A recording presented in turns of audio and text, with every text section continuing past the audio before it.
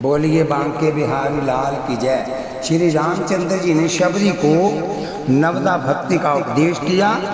श्री तुलसीदास महाराज जी ने ये नवदा भक्ति सुंदर रीति से वर्णन की है। कथा हमने जहाँ से छोड़ी थी यहीं से शुरू कर रहे हैं। कथा आप नित्य प्रति सुने। आप भाग्यशाली हैं कि आपको घर बैठे कथा मिल रही है सुनने के लिए। मंत्र आप मम दृढ़ विश्वासा, मंत्र जाप दृढ़ विश्वासा। भगवान कहते हैं मंत्र जाप मम दृढ़ विश्वासा, पंचम भजन को वेद प्रकाशा। शैदम शील विरति बहु कर्मा, निरंतर निरत निरंतर सज्जन धर्मा। सातवां सम मोहि मैं सब जग देखा, मोते संत अधिक कर लेखा।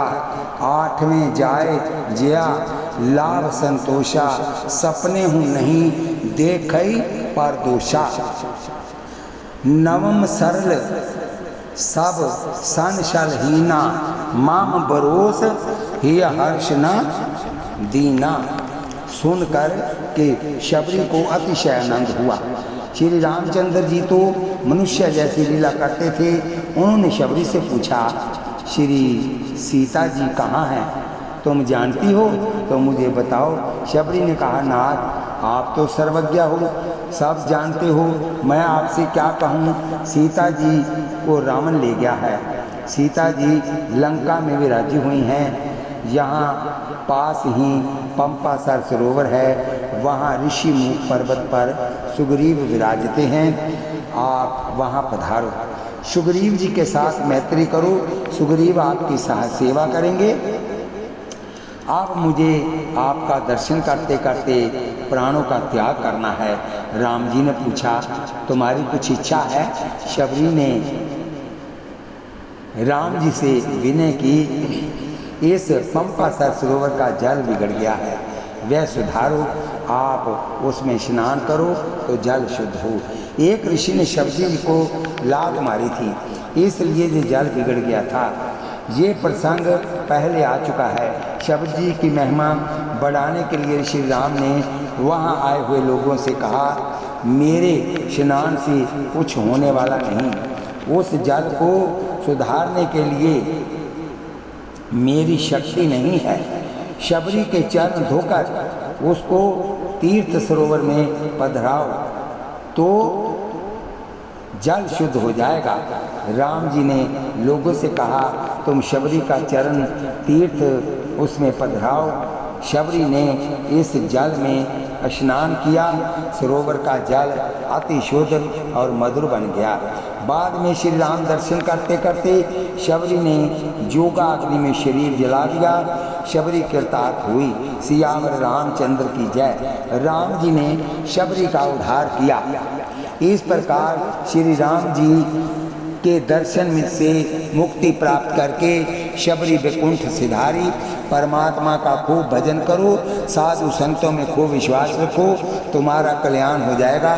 शबरी का चरित्र मनुष्य के लिए आश्वासन रूप है। बोलिए वृंदावन बिहारी लाल की जय। सियावर रामचंद्र की जय। परमात्मा श्री राम जीव मात्र के सच्चे सुहृदय हैं। सुहृदय और मित्र इसमें अंतर है। मित्र थोड़ा भी स्वार्थ रखकर प्रेम करता है, सुहृदय निरपेक्ष प्रेम करता है।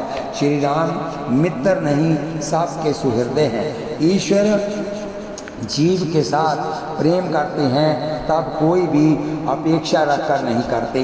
परमात्मा स्वयं आनंद रूप है। आनंद रूप श्री राम को, श्री कृष्ण को किसी वस्तु की आवश्यकता नहीं। जिसका आनंद बाहर है, जिसका आनंद दूसरे में है, उसको सबकी अपेक्षा रखनी पड़ती है। जो स्वयं ही आनंद अनुभव करता है, जो स्वयं के आनंद में ही मस्त है, उसे किसी वस्तु की आवश्यकता नहीं। जीव को जब तक अन्य किसी से सुख मिलता है तब तक वह सापेक्ष है। कुछ अपेक्षा रखता है। आनंद तो जीव के पास ही है, परंतु जीव आनंद अपने से बाहर ढूंढता है, अपने अंदर नहीं। स्त्री से, कपड़ों से, धन से आनंद मिले तो उसके वियोग से तुमको दुख भी होगा। तुम्हारा आनंद किसी के अधीन नहीं होना चाहिए, परतंत्र नहीं होना चाहिए। यदि वह किसी के अधीन होगा तो वह दुख देगा ही। अंतर्दृष्टि करके परमात्मा को अपने अंदर निहारो, एकमात्र भगवान ही आनंद रूप हैं, बाकी ये जगत तो दुख रूप है। अरे कहीं स्त्री से आनंद मिलता है, पुरुष से आनंद मिलता है, संसार के किन्हीं भी विश्व में यदि आनंद होता तो सब कुछ छोड़कर किसी दिन भी सोने की इच्छा होती ही नहीं। जगत में आनंद नहीं है, इसलिए तो निंद्रा में आनंद मिलता है। मनुष्य चारपाई पर पढ़ने के बाद सब कुछ भूल जाता है, उस समय उसे स्वयं का ही आनंद मिलता है। आनंद बाहर नहीं, आनंद रूप श्री राम सबके अंदर विराजे हुए हैं। श्री राम प्रेम करते हैं तब कोई भी अपेक्षा रखकर प्रेम नहीं करते। ये वर्षा कौन करता है? वर्षा करने की शक्ति क्या किसी मनुष्य में है? किसी विज्ञान में ऐसी शक्ति है कि वर्षा कर सके? वर्षा तो स्वयं श्री राम जी करते हैं। गीता जी में प्रभु ने कहा है वर्षा परमात्मा की इच्छा से होती है। प्रभु क्या अपने लिए वर्षा करते हैं? ईश्वर को तो कोई अपेक्षा ही नहीं। भगवान कहते हैं बेटा एक काम तू कर, दूसरा काम मैं करूँगा। धरती जितने का काम तुझे करना है वर्षा मैं करूँगा। धरती जोतने का काम तूने करना है, वर्षा मैं करूँगा। पानी बरसने के बाद बीज बोने का काम मनुष्य का है, बीज में से अंकुर उत्पन्न करने का काम ईश्वर का है। खेती की सुरक्षा मनुष्य करता है, अनाज भगवान उत्पन्न करते हैं। अनाज उत्पन्न करने के पश्चात मनुष्य उसको खाता है, परमात्मा खाए हुए को पचाते हैं। परमात्मा खाते नहीं, परंतु प्रत्येक के अंदर वैश्वानर अग्नि रूप में विराजे हुए हैं। भगवान उधर सत अन्न का पाचन करते हैं। ईश्वर को कोई भी स्वार्थ नहीं, वे निस्वार्थ भाव से जीव के साथ प्रेम करते हैं। खाने के बाद मनुष्य सो जाता है। भगवान कहते हैं कि मैं तेरे पास समस्त रात्रि बैठकर जीव सो जाता है और मैं तेरी देखभाल करता हूँ।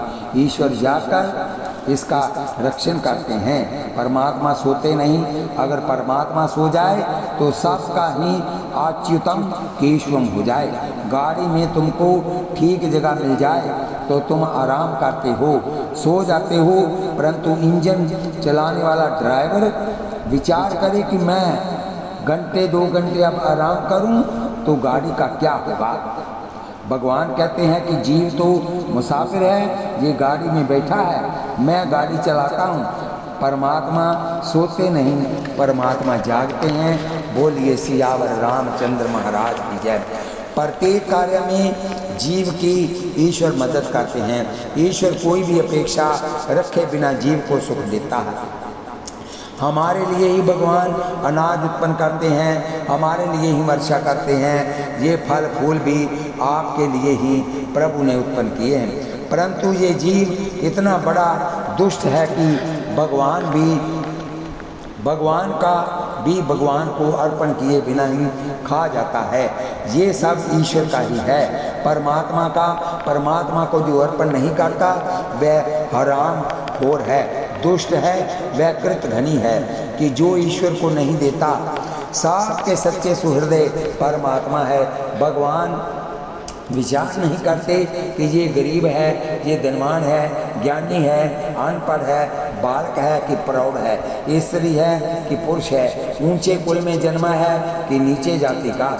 ऐसी विषमता तो मनुष्य रखता है। मालिक की आंखों में तो प्रेम है। जीव परमात्मा के साथ मैत्री करे तो प्रभु उसको परमात्मा बनाते हैं। भगवान अतिशय उदार हैं। परमात्मा जीव को जब देता है तब देने में जरा भी संकोच नहीं रखते। जीव देता है तब विचार करके देता है। ईश्वर ऐसा विचार नहीं करते कि आप अपने लिए कुछ रखें।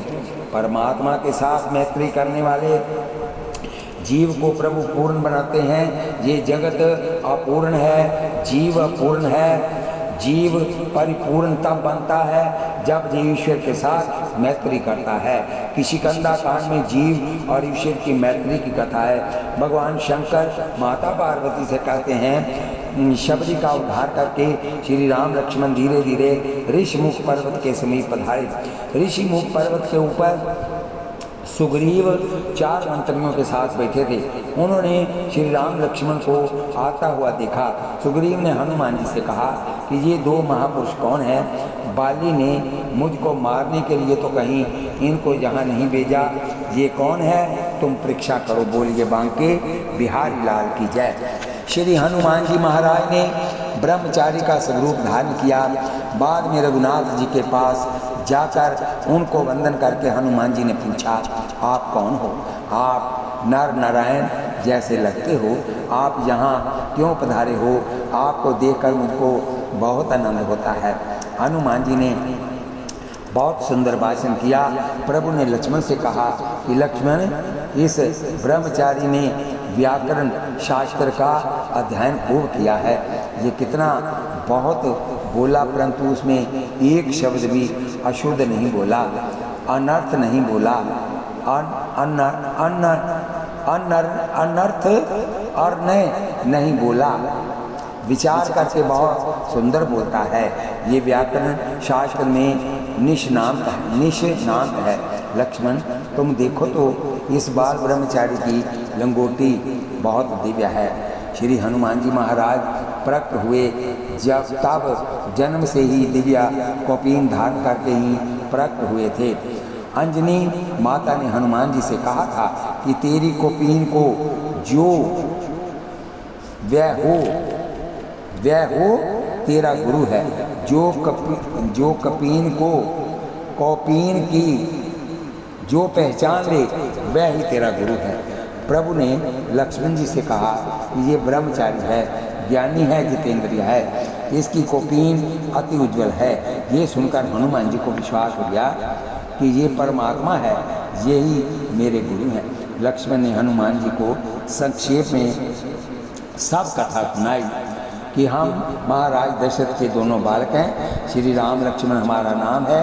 महाराज दशरथ की आज्ञा से हम वन में आए हैं। श्री सीताराम जी भी साथ थी, श्री सीता जी भी साथ थी। उनको रावण ले गया है और हम सीता जी को खोजने निकले हैं। ब्रह्मचारी जी महाराज आप कौन हो? बाद में हनुमान जी ने कहा, श्री रघुनाथ जी के चरणों में साष्टांग वंदन किया और कहा, मोर न्याऊ मैं पूछा साईं, तुम पूछो कस नर की नाई। तब माया बस फिरो बुलाना, ताते मैं नहीं प्रभु पहचाना। माया में फंसा हुआ जीव तुमको भूल जाता है, परंतु नाथ तुम भूल गए, इसलिए मुझको पूछते हो कि तू कौन है। मैं तुम्हारा सेवक हूँ, मैं वायुपुत्र हनुमान हूँ। आपने मेरे सत्य स्वरूप को जाना है, आप ही मेरे गुरु हो। मैं सुग्रीव का मंत्री हूँ। बोलिए बांके बिहारी लाल की जय। वानरों का राजा सुग्रीव पर्वत शिखर पर विराजमान है और उसने ही मुझको भेजा है। सुग्रीव के साथ आप मैत्री करो, वह आपकी सेवा करेगा, वह आपकी सेवा करेंगे। राम जी ने कहा, सुग्रीव का नाम मैंने सुना है, सुग्रीव के साथ मैत्री करने के लिए ही मैं आया हूँ। सुग्रीव जीव हैं, श्री राम ईश्वर हैं, परंतु श्री राम जीव के साथ मैत्री कब करते हैं? सुग्रीव को हनुमान जी अपनाते हैं तब। हनुमान जी का बल यदि सुग्रीव को ना मिले तो श्री राम सुग्रीव के साथ मैत्री नहीं करते। हनुमान जी जिसको ना अपनावे उसको श्री राम मित्र नहीं मानते। परमात्मा के साथ प्रेम ना हो तो जीवन सुंदर हो सकता नहीं।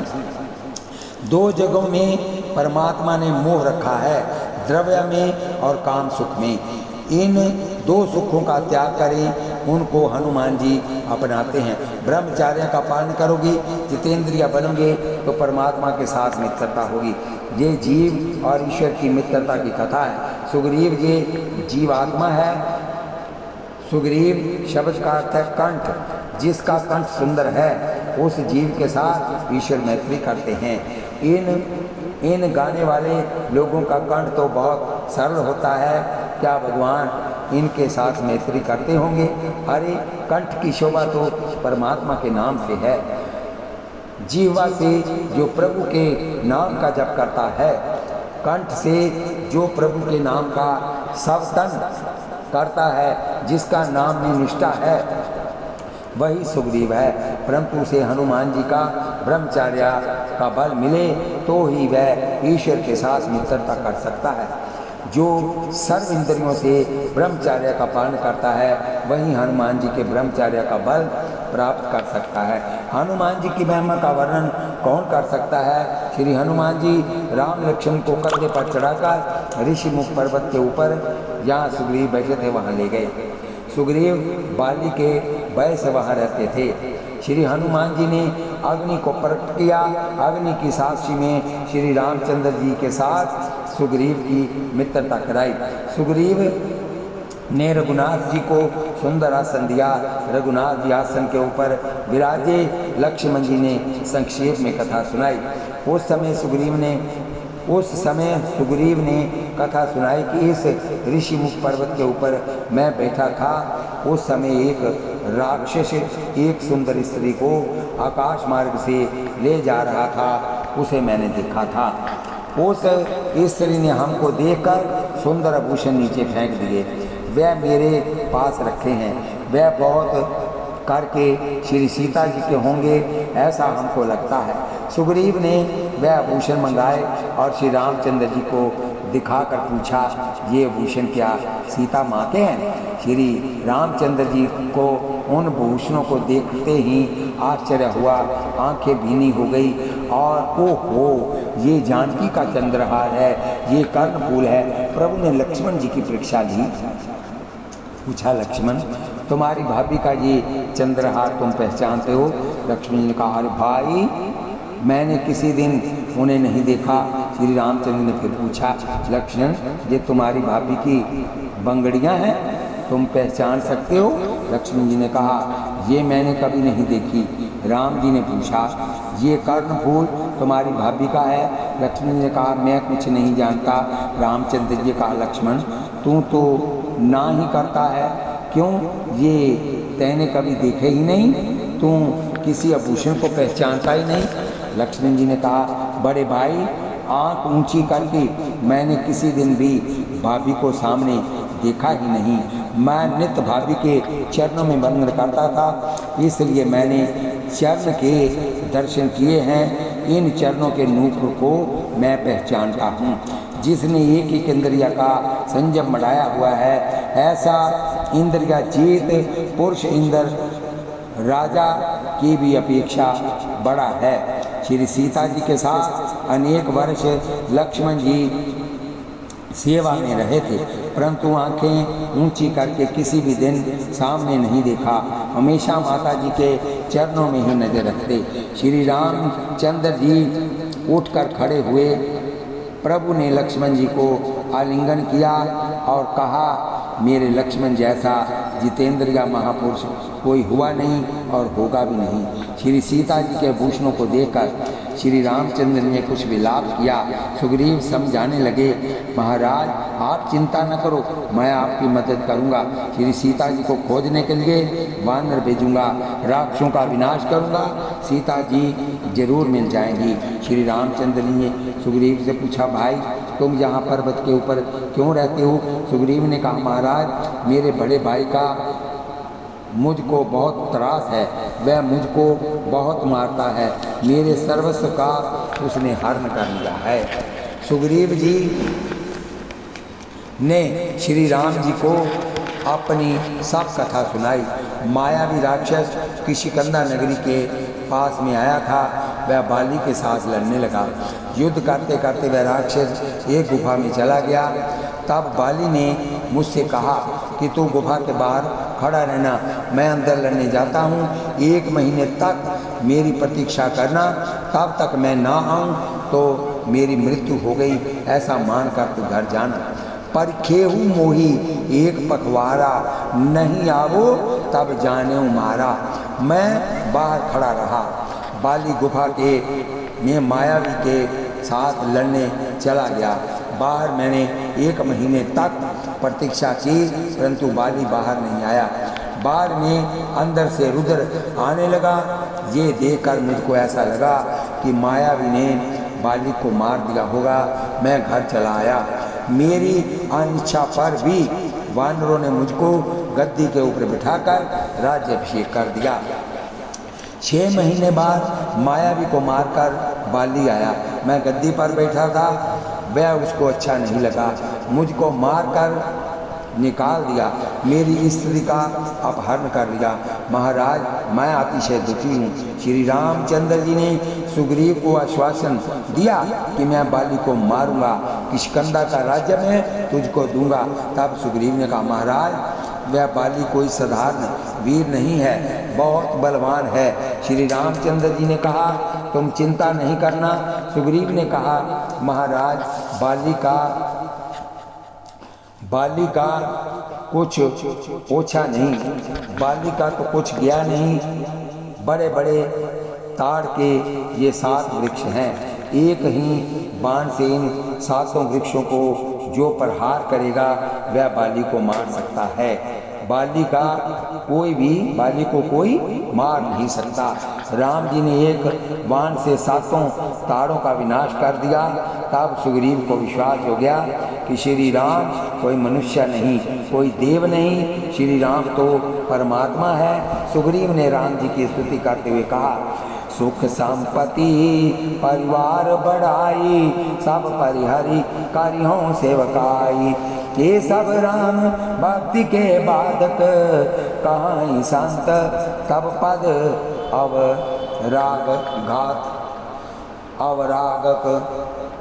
अवरागक शत्रु मित्र सुख दुख जग माही, माया कृत परमार्थ नाई।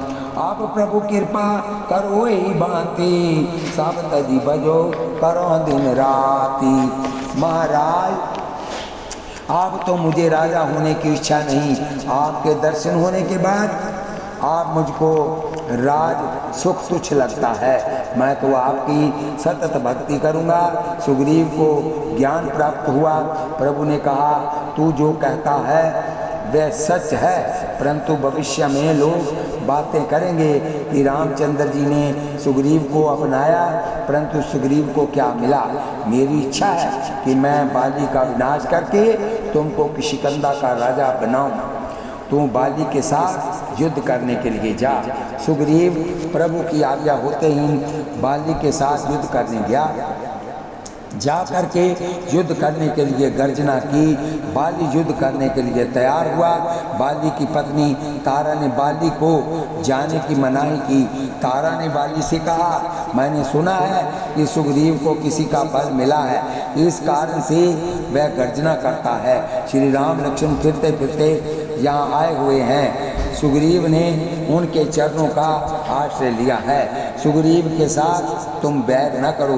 बाली ने कहा, राम जी आए होंगे तो राम जी को मनाकर मैं घर ले आऊँगा। इस समय मैं सुग्रीव के साथ मित्रता करने किस प्रकार जाऊँ, मैं वीर हूँ। तारा को समझाकर बाली सुग्रीव के साथ युद्ध करने के लिए गया। दोनों के बीच भयंकर युद्ध हुआ। रामायण में वीर रस का विशद वर्णन किया गया है। युद्ध में दोनों अत्यंत लहूलुहान हो गए। सुग्रीव अतिशय थक गए और बाली जहाँ सुग्रीव को मारने को लिए तैयार हुआ कि पेड़ की ओर में बैठे हुए श्री रामचंद्र जी ने बाण मारा। छाती में बाण का प्रहार होते ही बाली जमीन पर गिर पड़ा और रुद्र वमन करने लगा। बाण किसने मारा है, इसे खोजने के लिए बाली चारों तरफ देखने लगा। उसकी नज़र श्री रामचंद्र जी के ऊपर पड़ी। बाली समझ गया कि वह श्री रामचंद्र जी को ठपका देने लगा। तुमने ये क्या किया? क्षत्रिय राजा वानर की हिंसा नहीं करते। शिकार खेलने जाए तो क्षत्रिय राजा बाघ सिंह जैसे हिंसक पशुओं की हिंसा करते हैं। वानर की हिंसा करना ये क्षत्रिय के लिए धर्म है। तुम धर्मनिष्ठ हो ऐसी जगत में ख्याति है। तुम धर्मनिष्ठ, तुम धर्मष्ट हो, तुम धर्मिष्ठ हो ऐसी जगत में ख्याति है। तुम इस प्रकार अधर्म करते हो, मैंने तुम्हारा क्या बिगाड़ा है? सुग्रीव ने तुम्हारी क्या सेवा की है? मैंने सुना है कि रावण के पास से श्री सीता जी को वापस प्राप्त करने के लिए तुम सुग्रीव की शरण में गए हो। अरे तुम्हारा ये काम तो मैं आधी घड़ी में कर डालता रावण को, तो एक बार मैंने बगल में दबाया था, आपने ये अधर्म किया है। श्री रामचंद्र जी ने बाली से कहा तो अपने दोष का विचार नहीं करता और मुझे ठपका देता है। अनुज बधू बगनी सुत नारी, सुन शत कन्या समूहे चारी, इन्हीं कुदृष्टि बलो कह जोई, ताही बदय कछु पाप न होई। तेरी बुद्धि बिगड़ी हुई है। बहन, कन्या, छोटे भाई की पत्नी और पुत्र वधू ये चारों समान गिनी जाती हैं। फिर भी तुमने छोटे भाई की पत्नी का अपहरण किया है। तू अधर्मी है, पापी है, तूने बहुत पाप किया है और इसलिए मैं तुझे मारने आया हूँ। बाली ने भगवान से कहा कि किसी ग्रंथ में ऐसा लिखा है कि पापी को तुम्हारे दर्शन हो सकते हैं? मैं तो बहुत भाग्यशाली हूँ, मैंने बहुत पुण्य किया है कि जिससे अंतकाल में तुम्हारे दर्शन कर रहा हूँ। प्रभु ने बाली से कहा तुम पुण्यशाली नहीं, तू तो पापी है, परंतु तेरा भाई सुग्रीव मेरी शरण में आया है। शरणागत के कुटुंब का मैं उद्धार करता हूँ, इसलिए मैं तुझको दर्शन देने आया हूँ। प्रणत कुटुंब पार रघुराई, जो शरणागत है उसके कुटुंब की भी चिंता मालिक को होती है। मालिक ने कहा मेरे दर्शन तुमको हुए, वह तेरा प्रताप नहीं परंतु सुग्रीव के कारण। तू सुग्रीव के कुटुंब का है, तूने पाप तो किया है परंतु तू सुग्रीव का भाई है, इसलिए मैं तुझको मिलने आया हूँ।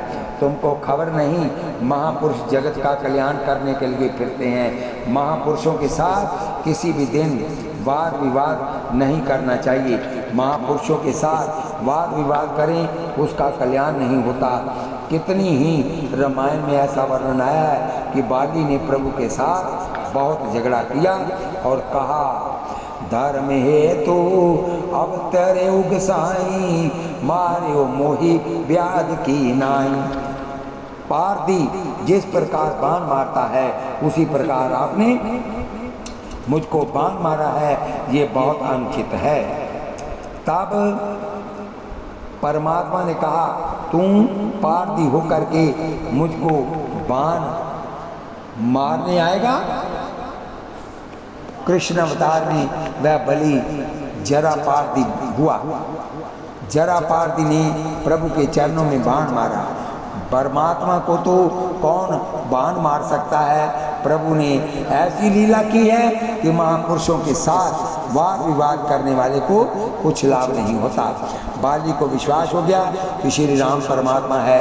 बाली रुद्र वमन करने लगा, बहुत ही व्याकुल हुआ। बाली की स्थिति देखकर सुग्रीव का हृदय पिघल गया। सुग्रीव ने बाली के चरणों में वंदन किया और कहा मैं अपराधी हूँ, क्षमा करो। बाली ने सुग्रीव को आलिंगन दिया और उसको धन्यवाद देते हुए कहा तेरे कारण मुझको राम जी के दर्शन हुए, मैं तेरा उपकार मानता हूँ। तब सुग्रीव ने कहा बड़े भाई तुम्हारे कारण मुझको राम जी के दर्शन हुए, तुमने मुझको निकाला न होता तो मुझको राम के दर्शन क्या होने के थे? मैं अपराधी हूँ, मेरे पाप को क्षमा करो। बाली और सुग्रीव दोनों भाई वैर छोड़कर प्रेम से मिले। मरने के पहले वैर का विनाश करो। वैर और वासना रखकर मरे उसको सदगति नहीं मिलती। वैर रखकर मरे तो मरण बिगड़ता है।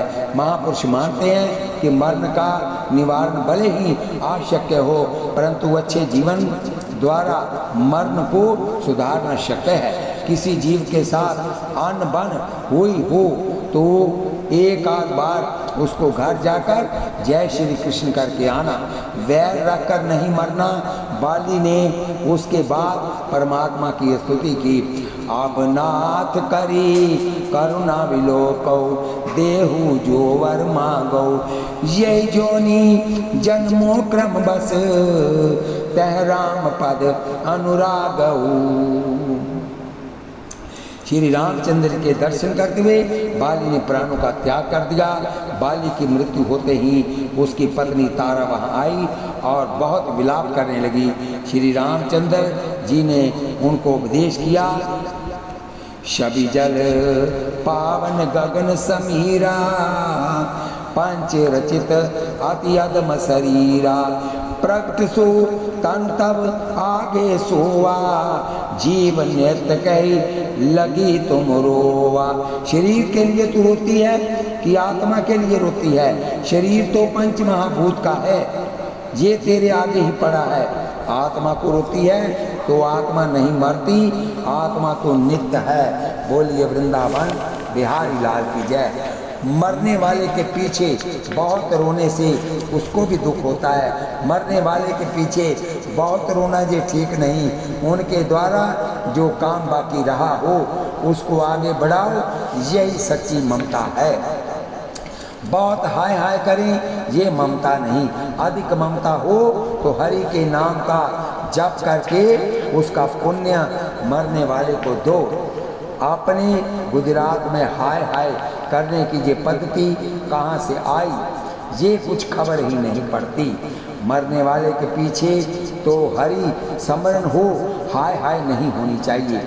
एक मरता है तब उसके पीछे अनेक रोते हैं, परंतु रोने वाला विचार नहीं करता कि मैं दूसरे के लिए रो रहा हूँ, परंतु अपने लिए कभी नहीं रोया। मुझे भी एक दिन जाना तो पड़ेगा ही। मरण का प्रारब्ध भयंकर होता है। मरण का पाप ऐसा होता है कि इसका निवारण साधारण पुण्य से नहीं होता। अतिशय भक्ति बढ़े तो ही मरण सुधरता है।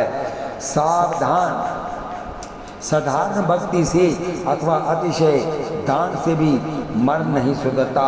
अतिशय भक्ति करे तभी अंतकाल के पाप भस्म होते हैं।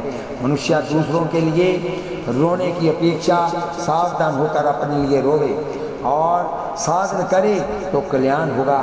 जो गया है वह तो प्रभु के चरणों में गया, उसकी अब चिंता न करो, उसको स्मरण न करो। प्रभु ने तारा को सुंदर उपदेश किया। बाली के शरीर का विधि पूर्वक अग्नि संस्कार कराया गया।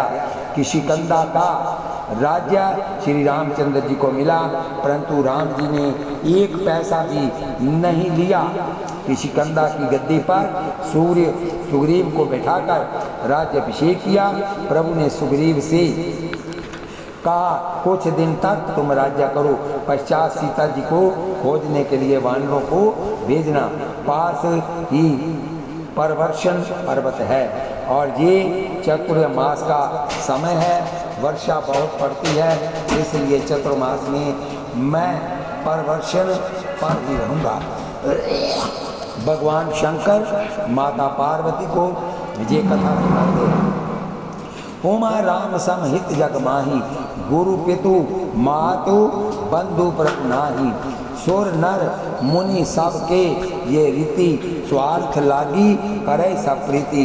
देवी श्री रामचंद्र जी के समान हित करने वाला जगत में कोई नहीं है।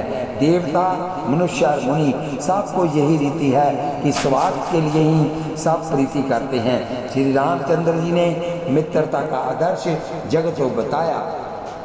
ये न मित्र दुख होई दुखारी, तीन ही बिलूकत पातक भारी। निज दुख गिरी सम रज कर जाना, मित्र के दुख रज मेरु समाना। सुग्रीव को किशिकंदा का राज्य दिया और श्री राम लक्ष्मण परवर्षण पर्वत के ऊपर पधारे। बोलिए वृंदावन बिहारी लाल की जय। इस कथा को हम यहीं पर विश्राम देते हैं। कथा आगे फिर होगी। कथा सुनते वक्त हाथ में माला लीजिए, कानों से कथा सुनिए, जीवा के नाम सुनिए और आंखों से प्रभु का दर्शन कीजिए और आपका जो मर्द है वो सफल हो जाएगा। कथा सुनते सुनते सब्सक्राइब लाइक शेयर करने में कोई ज़्यादा समय नहीं लगता। आशीर्वाद के रूप में आप अपने भाई को, अपने पिता को, अपने पुत्र को आशीर्वाद के रूप में सब्सक्राइब लाइक शेयर कीजिए। आपका बहुत बहुत धन्यवाद। बोलिए वृंदावन बिहार।